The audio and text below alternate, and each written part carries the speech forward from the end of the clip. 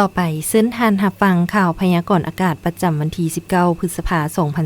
2026ความกดดันต่ำของอากาศร้อนยังสืบต่อปกคลุมอยู่ทั่วทุกภาคของประเทศลาวด้วยกำลังปานกลาง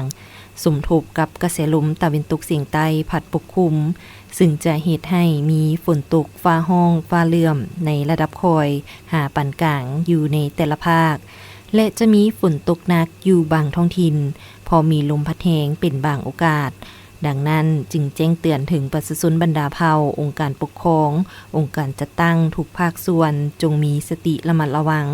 ต่อกับสภาพฝนตกฟ้าห้องฟ้าเหลื่อมฟ้าผ่าหมากเห็บตกและลมพัดแรงอยู่บางท้องถิ่นขอให้ติดตามข่าวพยากรณ์อากาศจากกรมอุตุนิยมและอุตุศาสตร์อย่างต่อเนื่องสภาพอากาศภาคเหนือด้านตะวันออกแขวงพงศลีอุณหภูมิเฉลี่ยระหว่าง17-30 องศามีฝนตกเป็นบางบอนเนื้อที่ปกคลุมของฝนกวมเอาซาวส่วนห้อยแขวงหัวพันอุณหภูมิเฉลี่ยระหว่าง21-28 องศามีฝนตกฟ้าห้องฟ้าเหลื่อมเนื้อที่ปกคลุมของฝนกวมเอา30ส่วนห้อยแขวงเสียงขวางอุณหภูมิเฉลี่ยระหว่าง22-26 องศามีฝนตกฟ้าห้องฟ้าเหลื่อมเนื้อที่ปกคลุมของฝนกวมเอา30ส่วนห้อย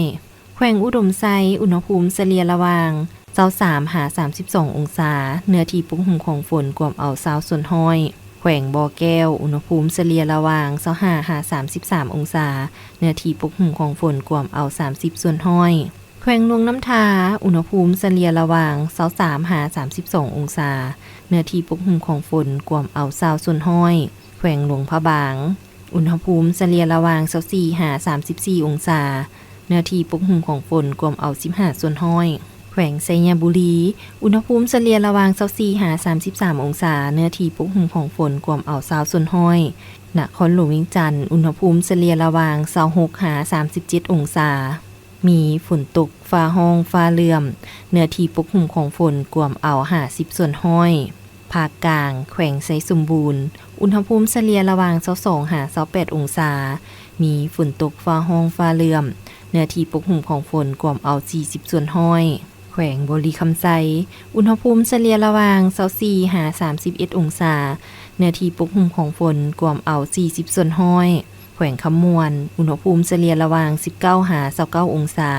เนื้อที่ปกคลุมของฝนกวมเอา35ส่วนห้อยแขวงสวรรณเขตอุณหภูมิเฉลี่ยระหว่าง26-31 องศา